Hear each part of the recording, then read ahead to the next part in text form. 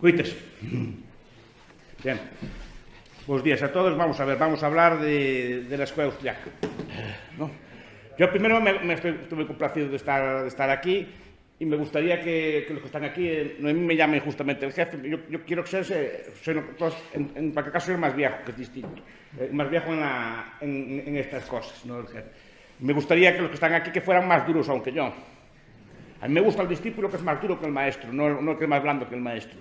Que sean duros y que corrijan al maestro cuando se equivoca, así como cuando Babús atacó a Rothbard, por ejemplo, por blando y cosas así, ¿no? Eso es lo que me gusta a mí. Entonces, de esta conferencia también espero que me critiquen, pero por blando, no por duro. Espero que así sea. A ver, vamos a ver. Tengo unas notas tomadas, quería hablar un poco de lo que es escuela austriaca y no es escuela austriaca. ¿Vale? O sobre todo en qué consiste la escuela austriaca, porque estamos todo el día hablando de economía austriaca, no sé qué, o somos austriacos, y se confunde, por ejemplo, austriaco con ser liberal, ya está, entonces, o defender la economía de mercado, defender un estadito así más pequeño, entonces y eso es austriaco. No, austriaco es un método, es una escuela. Entonces me gustaría empezar con un libro maravilloso que escribió hace tiempo, Randall Collins, uno no dos, pero bueno, sobre todo La sociología de las filosofías, ¿no? Que es un libro que Oscar y Dani conocen bien, que es un libro que a mí me gusta mucho, porque explica, es un erudito brutal, estudia todas las escuelas de pensamiento chinas, estudia las matemáticas, y dice que las matemáticas es más sociología que ciencia, sino que es un grupo muy cohesionado que consiguieron imponer un lenguaje, pero en eso no me voy a meter después, habrá después debate al respecto, pero digo que él estudia las escuelas de pensamiento. Y dice que más o menos siguen unas líneas. Empieza pues, al principio con unos creadores que son muy puros y así, y después se va extendiendo, y ya los discípulos se van como haciendo como más blandos, ya no quieren quedar mal, ya quieren meterse en el mainstream para que los respeten, y este tipo de cosas así. Entonces, claro, la escuela, no lo habla de la escuela en general, habla de todas las escuelas, porque al marxismo también le pasa lo mismo. Tú ves el marxismo de hoy, el marxismo de hoy es una cosa aguada también, con respecto a sus orígenes, o cualquier otra escuela de pensamiento, porque si quieren ser marxistas analíticos, por ejemplo, quieren así aceptar el socialismo de mercado. No, es que sí, claro, se aguan, porque quieren, sí, está bien el marxismo, pero ya no está al día, hay que ajustar. No, incluso también los marxistas usan métodos formales, el marxismo analítico, por ejemplo, porque quieren también ser como los demás. Y todo Randall Collins lo explica muy bien, y al final esas escuelas, por falta de cohesión, por falta de método, así acaban integradas todas en el mainstream, se disuelven en el mainstream, todas las escuelas que había, y los chinos cuentan un montón de ellas, cientos de escuelas de pensamiento, que empezaron muy brillantes, pero al final, claro, que yo quiero entrar en tal sitio, si no puedo, si no me quieren tal, entonces van aceptando, bueno, podemos hacer la escuela austríaca formalizada. Eso lo quiso hacer Morgenstern, por ejemplo, en los años 30, y lo quieren hacer algunos austriacos a día de hoy. Porque si no, claro, los demás economistas no nos toman en serio. Es el argumento que dan. Bueno, es decir, pues la formalización puede estar bien o mal, eso podemos discutirlo, eso entiendo, ¿vale? Es un debate. Pero no porque los demás no me quieran, ¿no? Porque hay entre otro aspecto que toca muy bien Randall Collins, en otro libro que se llama La sociedad credencialista. No sé si lo conoce. Que explica que la ciencia moderna no es ciencia realmente, es credencial. Por lo menos lo que conozco yo, que es la ciencia social. No es hacer ciencia, sino, por ejemplo, yo cuando hablo con chicos jóvenes de economía o de política, y hablas con ellos, se vienen a la facultad o de visita, y los saludan, no, yo tengo 2 JCRs y publiqué no sé qué cuartil, y no sé qué, están hablando, no, a ver, ¿qué hiciste? No, yo hice 2 JTal y tal, y tengo una econométrica y tengo un tal, pero ¿cómo y qué hiciste en ese econométrico? No, lo que importa más la forma que el fondo, importa más la forma que el fondo, y jerarquizan la ciencia por dónde está, no por lo que dice. Yo siempre digo que Mendel, el padre de la genética, escribió sus descubrimientos en la hoja parroquial, porque era cura. ¿Es menos ciencia eso que si lo publican en Science o en Nature o estas cosas así todas que hay? Digo, ¿es menos ciencia? No, tendrá más difusión, a lo mejor está pues, formalmente, estéticamente más acabado, tal, pero es más o menos ciencia. ¿Es menos ciencia escribir en un blog que escribir en el American Economic Review? No es menos ciencia. Tiene más reputación, es una señal, una marca de que aquello sufrió unas revisiones, pero a priori no es más ciencia una que la otra. Pero nuestra sociedad, por lo menos la que conozco yo, es credencialista y es jerárquica. Curiosamente, la ciencia es más sociología que ciencia. En el sentido de que hay como unos popes en las grandes universidades americanas que marcan las líneas y va descendiendo lentamente cara abajo. Entonces esto lo copian las universidades, lo que hacen los popes en Harvard y así lo copian en las universidades europeas normales, y después se difunde para abajo hasta que los popes cambian. Entonces vuelve a ponerse de moda otra cosa y va bajando. Entonces hay que estar como a la moda, como al día. Porque yo en mi gremio ya lo vi varias veces, aquellos tiempos del behaviorismo, del conductismo, ¿verdad? Después pasó el no sé qué, el institucionalismo, después pasó no sé qué, la teoría de tal. Van cambiando las modas según el tiempo. Pero es credencialismo, no es ciencia de verdad, no es conocimiento de verdad, no se discute como hacían los bizantinos poniendo el tema encima de la mesa, discutiendo. No, lo que importa es dónde lo publicas y cuándo lo publicas. Entonces, y la escuela austríaca tiene esta tentación también de credencial. Como no nos quieren y tal, tenemos que adaptarnos para que los demás economistas pues nos quieran o que nos respeten. El respeto no se gana así, pienso yo. Al final estás autodenigrando tú, estás aceptando.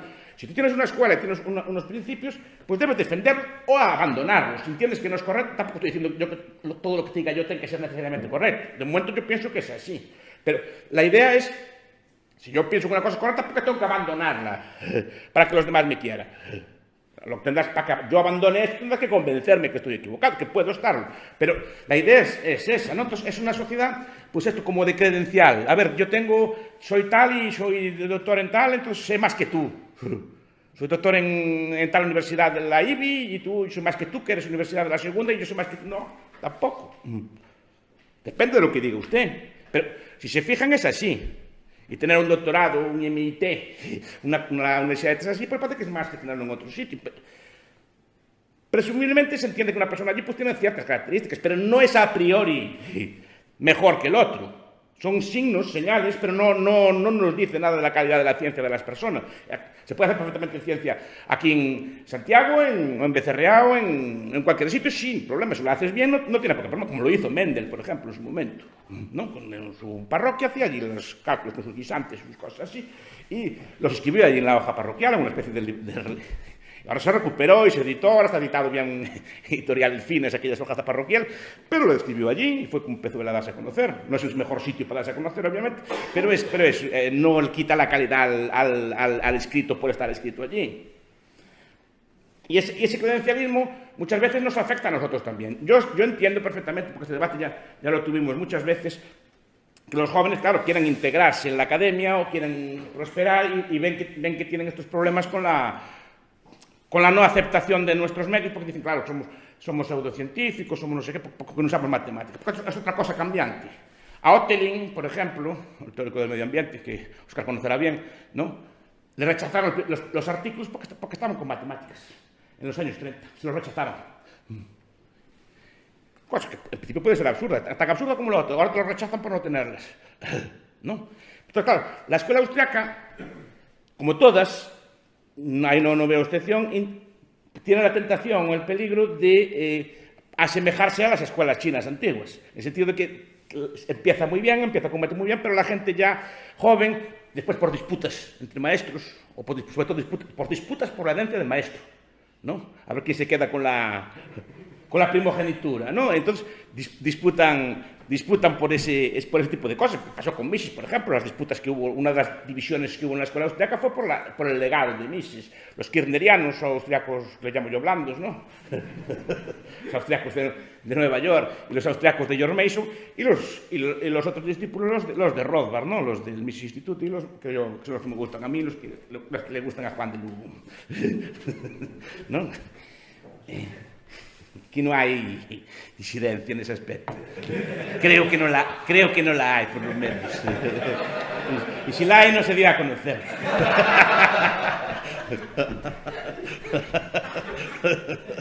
Aún. A ver, entonces, ¿cuál es la consecuencia de esto? Que por querer integrarse en el mainstream, en la escuela austriaca ahora, o buenos integrantes de la escuela austriaca, es una cosa confusa.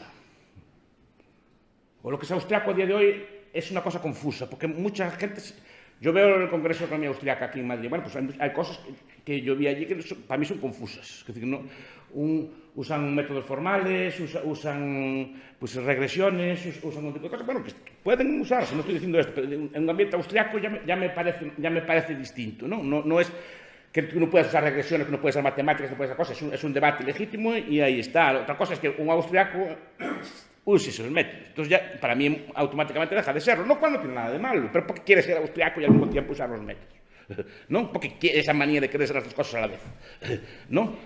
Porque la austriaca, si tiene algo de prestigio, precisamente es porque es rigurosa en sus métodos. Entonces vemos un montón de confusiones, uso de agregados, por ejemplo, uso de estadísticas, eso no es uso de nacionalismo metodológico. Por ejemplo, ese tipo de conceptos que, repito, pueden discutirse, pero no son propios de lo que entiendo yo que es la escuela, porque sino que se van abandonando, se van relajando, se van usando cosas y también hay debate, igual que en los años 30, por el uso del formalismo en la escuela y un volumen reciente que editó, creo que en homenaje a Salerno, ya salían algunos que había que usar, había que adaptarse a la academia, que si no se rían de nosotros, si no nos tomaban en serio, si no tomaban en serio, ¿cuál es el problema?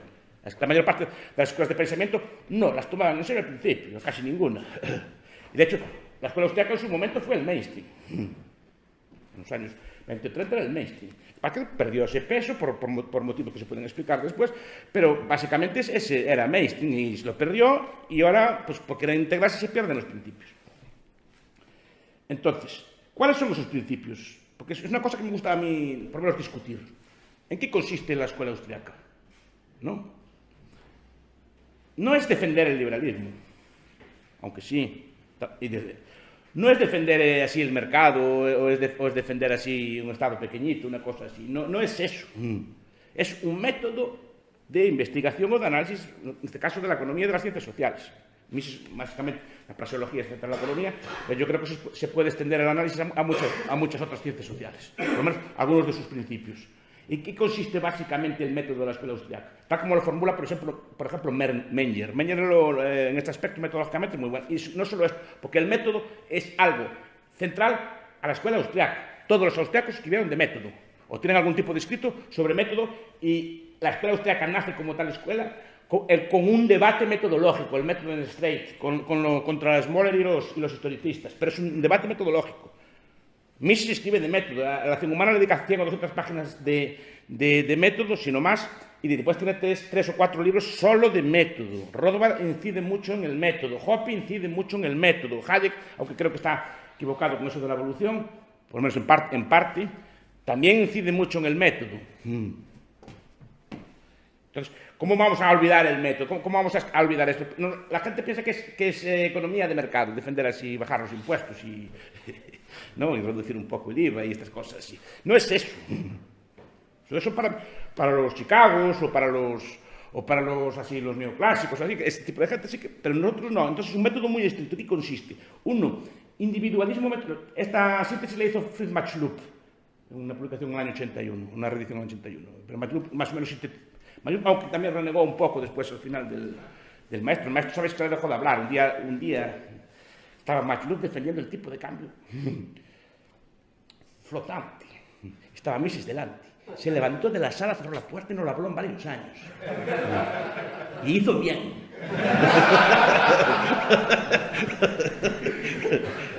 Y le torció la cara después Y era su discípulo más querido. Lo dice su esposa, creo que la de memorias, que era Fritz Machlup era el discípulo que más quería, pero por oírle hablar, fallar así esta cosa, y dijo, ¿y por qué no le habla? Porque él sabía que es falso. No porque se equivocara, porque una cosa que se equivoca, una persona que no está familiarizado con la escuela, pues digo, una cosa que está mal, que él, que fue criado allí, sabe que era falso, y lo dijo adrede, para quedar bien. Entonces le torció la... Eran maestros de los de antes, no de lo que hay ahora. Entonces, ¿qué consiste el método? Uno, individualismo metodológico.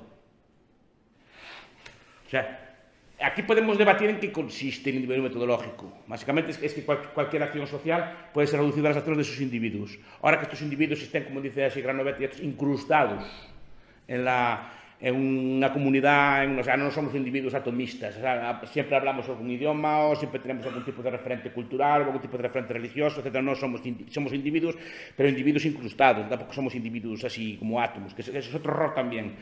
creo yo. Y además es un error muy peligroso, porque te puede llevar digamos, a dejarte indefenso frente al Estado. Si te conviertes en una especie de átomo que depende para todos. Normalmente estás integrado en algún tipo de comunidad o sociedad, pero eres un individuo y la acción de cualquier colectivo responde a los individuos. Entonces, ¿eso qué quiere decir? Que no hay agregados a efectos estadísticos. Entonces, todo lo que se llama el nacionalismo metodológico. Por ejemplo, España creció. España no creció porque España no tiene entidad física. No sé quién es España. Di que 100.000 españoles, o un número de españoles, pues incrementó su renta, otros tantos bajaron su renta y el promedio dio que se gana un poco más en ese país. Pero no hay un promedio. A mí lo que me importa es cómo me va a mí. No me importa eso de España o Galicia o Europa. ¿Eso qué es? ¿No? Entonces, los agregados, pero sin agregados el Estado no puede funcionar. Porque el Estado opera con tasas de inflación para calcular sus cuentas. Necesita tasas de paro para ver si tiene que vender o no más deuda. Necesita esos datos. Pero a ti esos datos a un individuo no les son relevantes. Le importan sus datos, cómo le va a él su negocio, cómo le va a él su empresa, cómo le van a él sus precios, no los precios de España. No. Por ejemplo, esta cosa de los índices, ¿no? La inflación fue el 2%. Dicen así, ¿no? La inflación fue el 2%. Vale. Pero si yo tengo una gasolinera o trabajo en el sector de petróleo, pues los precios cambian a lo mejor un 20 o un 30% para arriba, un 20 o un 30% para abajo, un año que me vale 1.2%. ¿Qué información me da 1.2%?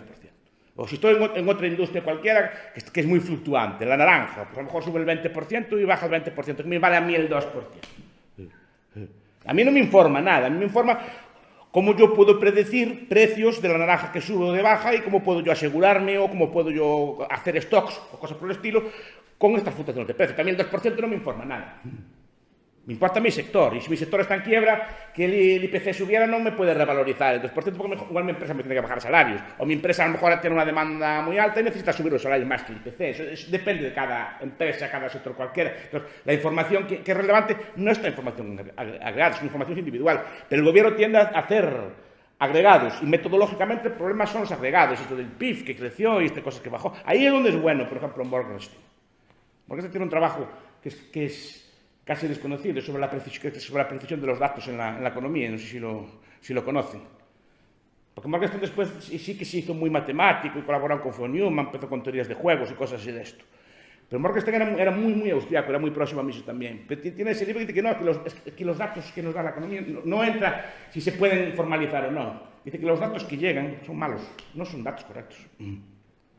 No hay un dato de precios. ¿Cómo que un precio? ¿Cuánto cuesta la Coca-Cola? Dice él. Pues la Coca-Cola, pues depende si la compras en un sitio o en otro, si la compras en una botella de 2 litros, si la compras en una lata de 33 céntimos.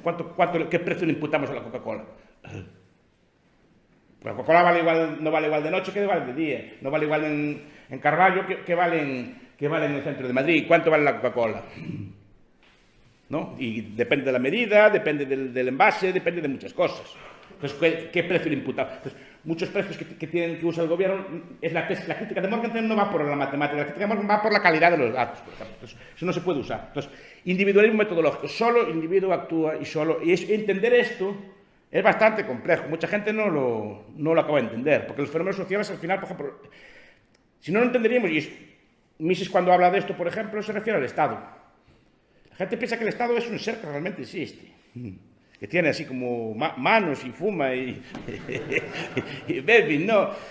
Y mismo otro que no, señor, el Estado es un conjunto de personas que están allí muy bien organizados, en anarquía, por cierto, y que extraen rentas del resto. Básicamente eso es lo que dice Max Weber y que monopolizan la violencia para extraer rentas del resto. Es básicamente lo que dice. Que hagan otras cosas no quiere decir que su función primordial sea esta, sino que hacen esas cosas para seguir estando allí. Como dice Downs, los políticos hacen políticas para ser políticos. No son políticos para hacer políticas. O sea, no son políticos para hacer cosas por la gente, sino que hacen cosas para la gente para seguir ellos siendo políticos. Lo que intentan es acertar con lo que la gente quiere para ellos seguir allí. Pero es al revés de lo que la gente piensa.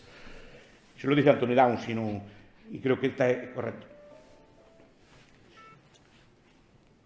Bien. Entonces, eso hay que entenderlo, el individualismo y que no hay, tampoco existe el mercado, por la misma regla de 3. De hecho, el mercado lo llamamos al agregado de intercambio que hacemos las personas, pero no hay un mercado allí, como el subastador de Balrás, que se ponía en el medio del mar, a a poner precios y a repartir cosas, o la mano invisible de... Es un Mirovsky que me gusta mucho, tiene un libro sobre las metáforas en economía, que las metáforas que se usan como si fuera un ser también, que así que el ser mercado, así que repartía cosas y bienes y así, y los mercados que son injustos, y como si fuera un ser así que tú fastidias, te voy a arruinar, o tú fastidias, te voy a subir el precio. No existe, es un agregado, es un concepto que usamos para referirnos a todo el conjunto de interacciones que hacen los individuos, y normalmente interacciones de par a par, de persona a persona.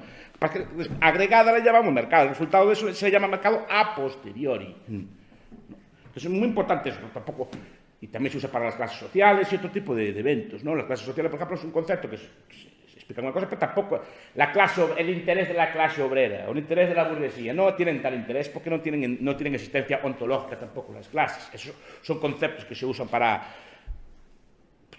precisamente para intentar eliminar el ente individual, ¿no? Para intentar crear una especie de determinismo individual. Por un lado, los colectivistas intentan decir que estamos determinados por el colectivo. El colectivo es el que nos manda. Y por otro lado, los más científicos dicen que estamos determinados por otra cosa más pequeña, que es el gen. ¿No? Entonces, por un lado estamos determinados por el gen, para algunos, y por otro estamos determinados por una cosa muy superior, que es el colectivo. Yo creo más bien en la persona, en el individuo, ¿no? que es el que determina. Yo creo en el libre albedrío, no creo en otras cosas.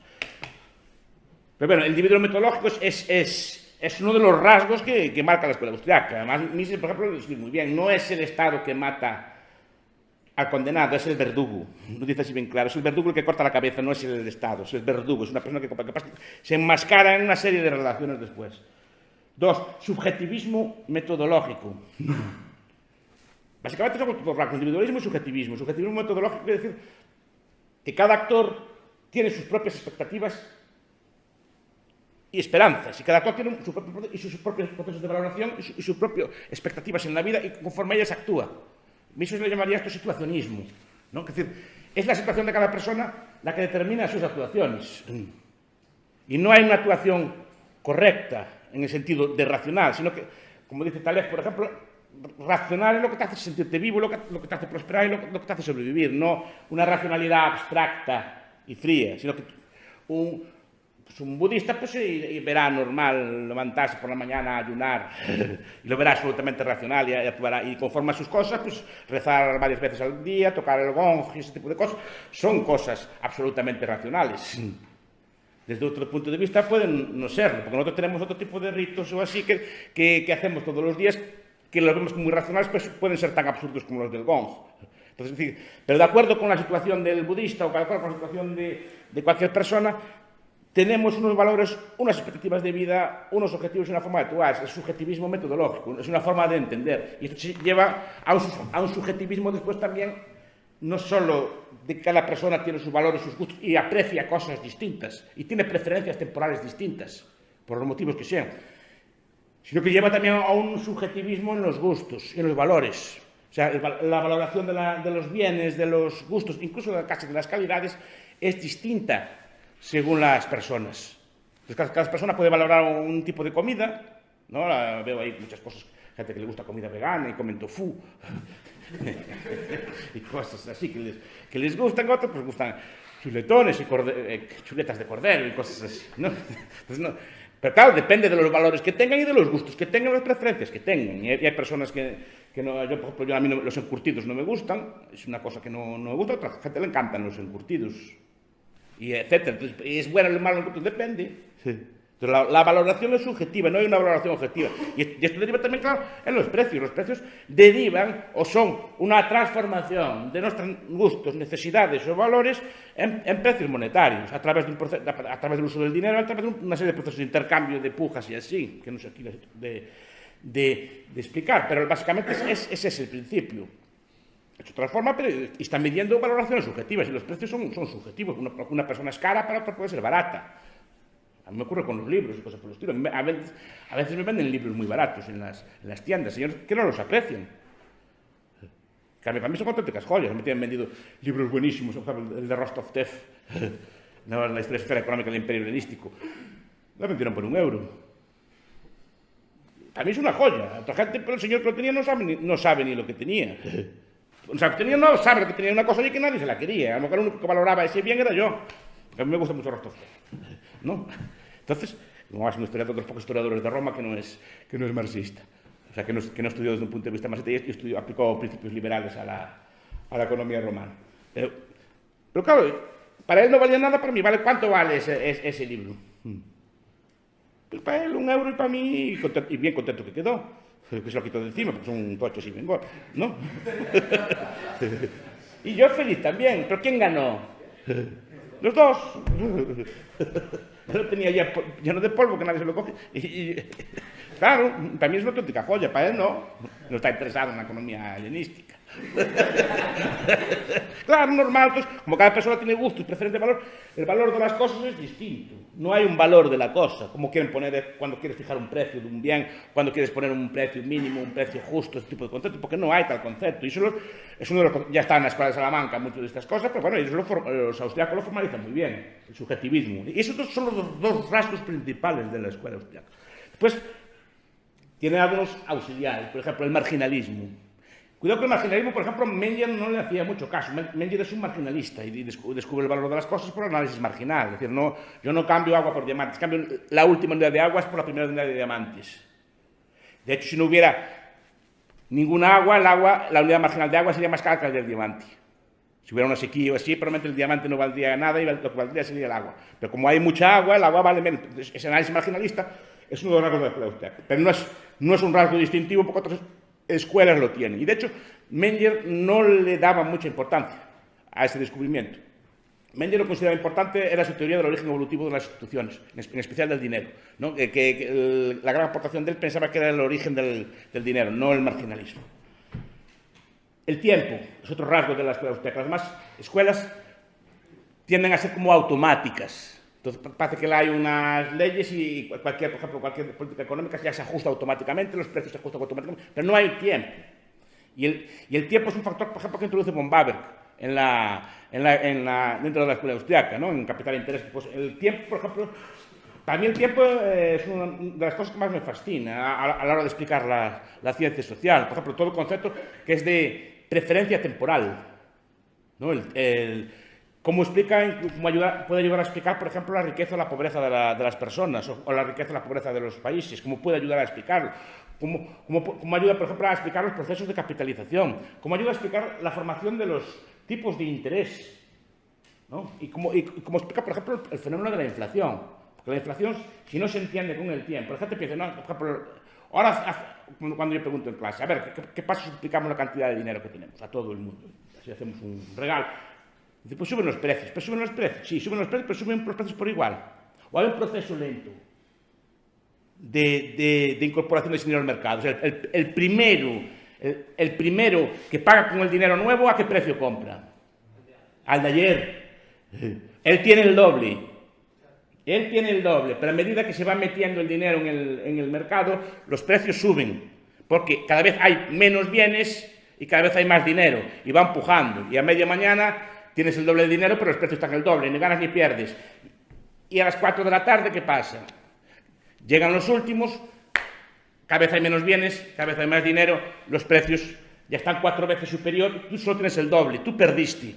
Hubo una redistribución. Y eso son los sectores y el tiempo. Porque muchos piensan, no, el dinero ya es automático, suben los precios ya mañana. No, suben lentamente y suben unos productos antes que otros, y suben unos sectores antes que otros, y suben unos territorios antes que otros. Porque hay tiempo por el medio. Y ese tiempo es la clave de que la inflación sea redistributiva, por ejemplo. Estos fenómenos de tiempo, la mayor parte de las escuelas no los consideran. Por lo menos yo no los vi. Yo cuando veo las ecuaciones así de los Chicagos, y así veo unas ecuaciones, se resuelven al momento. ¡Tras! ¿No? Es como una fuerza. Porque claro, son como fuerzas así que cooperan así como mecánica. De hecho, es lo que dice Mirovsky también, ¿no? Que buena parte de la economía moderna está inspirada en la mecánica clásica. Que por tanto la propia física está anticuada.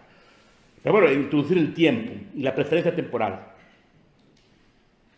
La soberanía del consumidor es otro rasgo también accesorio de la escuela austriaca. Es decir, que en última instancia es el consumidor el que fija los precios, no es que determina en última instancia la cadena de producción. Y esto, por ejemplo, es una crítica a Ricardo y a todos los economistas clásicos. Los clásicos, por ejemplo, Ricardo piensa, incluso algunos medio austriacos como Reisman también piensan así, que es el valor final Un bien es la suma de los factores de producción. O sea, esta botella, pues diré, ¿cuánto cuesta esta botella? Pues costará, mira, pues el plástico, más el agua, más la etiqueta, más el tapón, más el transporte, más el beneficio del comerciante. No.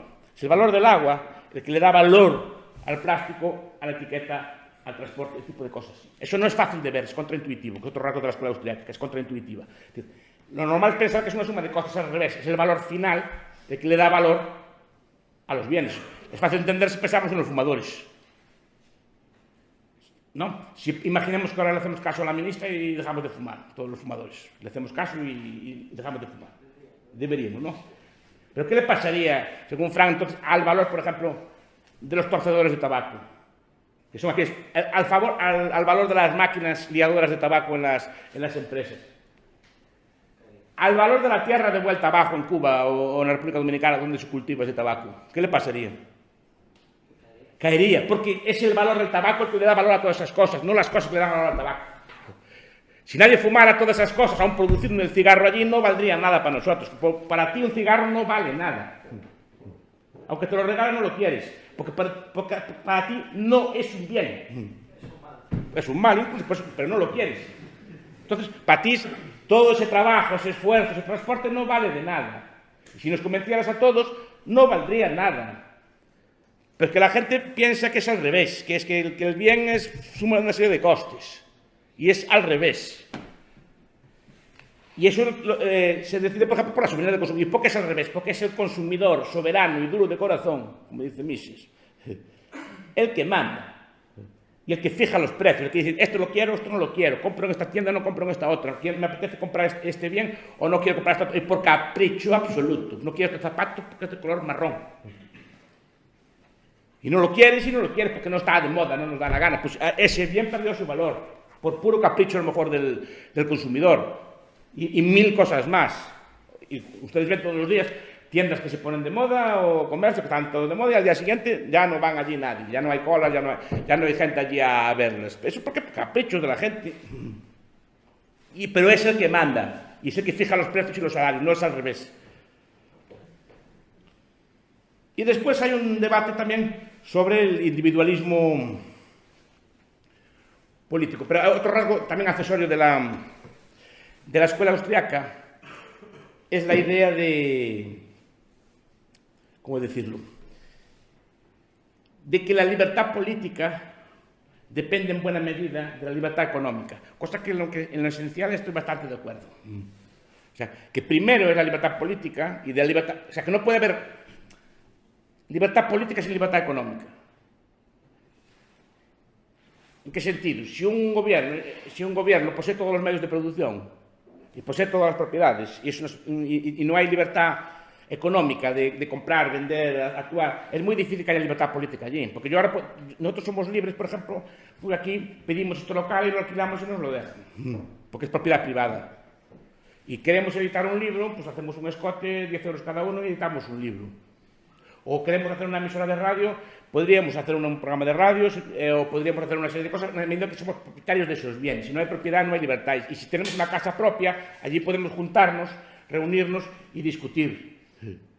Pero ¿y si todo eso fuera propiedad del Estado? ¿Qué libertad habría? Si no hay libertad de propiedad, ¿qué libertad habría política? Y eso es un aspecto que también tiene la escuela austríaca. Y después, otro rasgo más que tiene es el de la...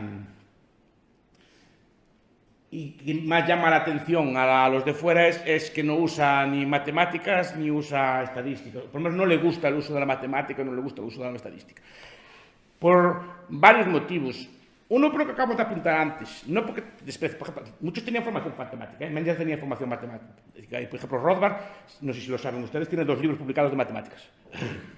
Aparte de eso, tiene 2 libros publicados sobre matemáticas, para que nosotros no los leemos, pero y normalmente tuvieron casi siempre buena formación, no es por el conocimiento, sino que veían que aquello no se podía adecuar bien a la formalización. Por ejemplo, porque la formalización en muchos aspectos implica, tal como se funciona, que tú actúas como una función.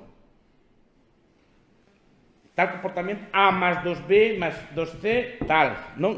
Y tú que te comportas así, como si tienes un comportamiento funcional. O sea, niega en cierta forma el libre albedrío. Porque la lógica Miroski, por ejemplo, pero otros autores como Amadai o, ¿cómo se llama este?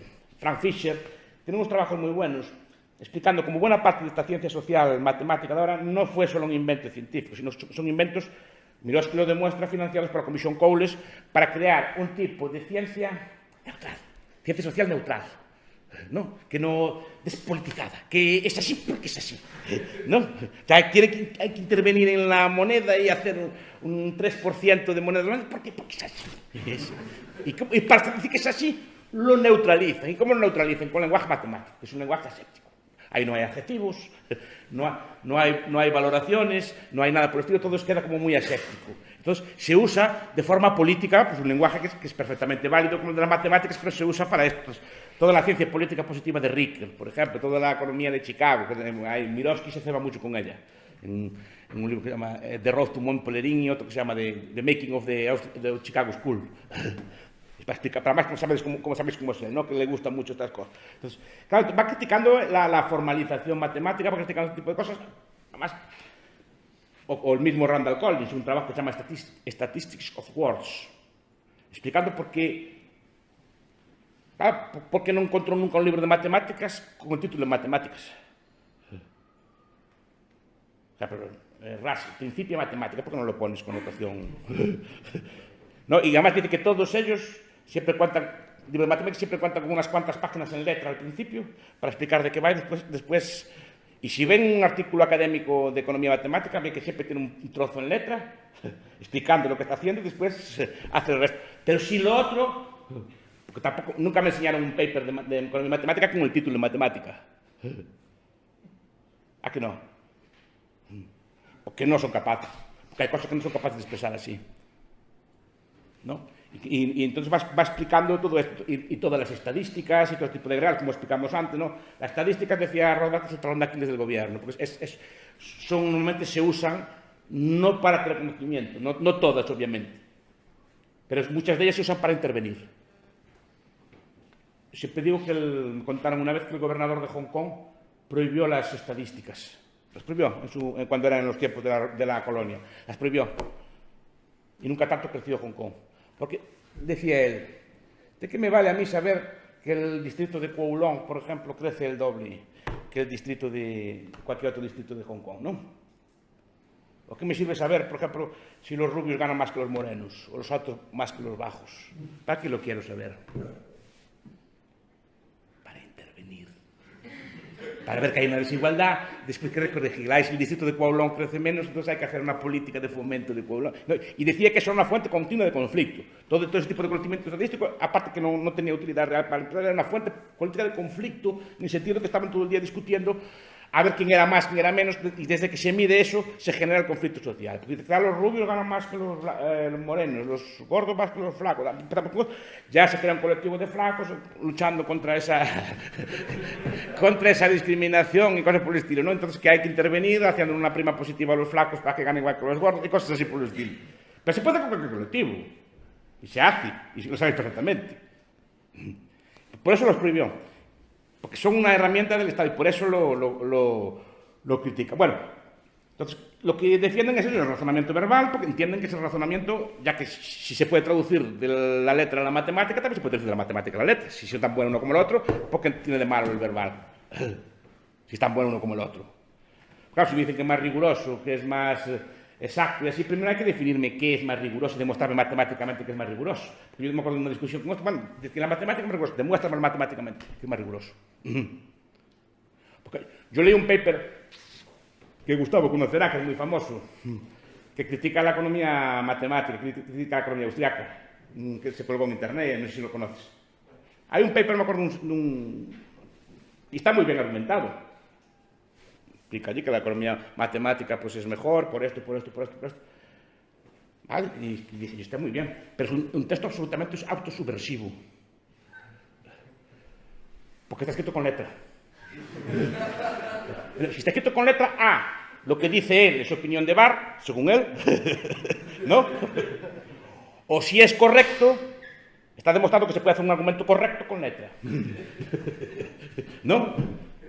es autosubversivo de todo. Lo haría bien si lo demostrara allí sin usar una sola palabra, usar todo matemáticamente y demostrar que los austriacos estamos equivocados. Pero demostrar que los austriacos están equivocados tiene que usar un montón de palabras, por cierto, muy bien argumentado, ¿no? Lo que dice allí no es estúpido, no es al contrario, está muy bien hecho.